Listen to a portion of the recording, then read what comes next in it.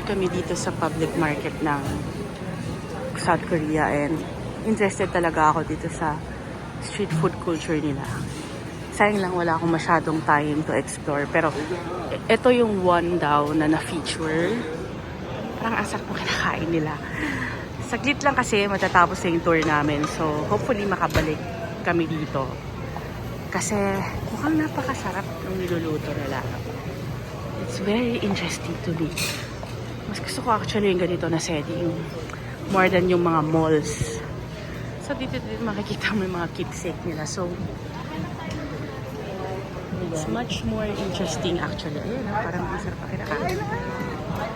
Street food culture.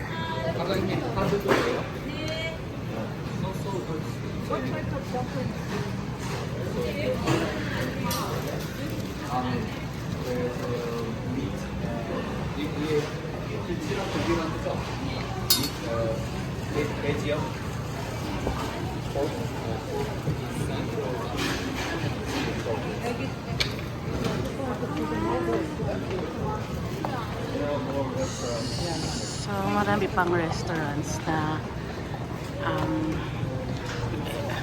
it's just interesting to see yung food culture nila sa public market talaga.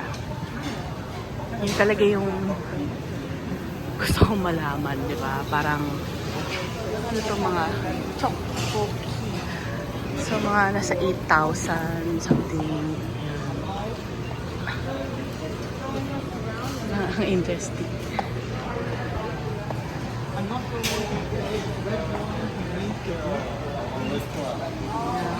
So, ito, parang sila daw yung na-feature sa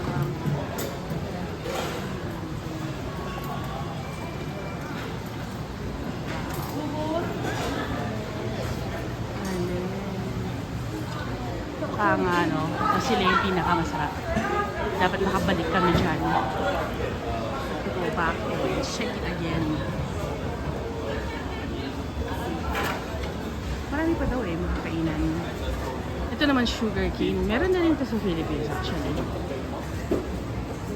Anong mga? Salmon naman po. Salmon. Actually, first time ko lang dito so wala akong masyadong maitutulong by way of narration. This is Neko Cat.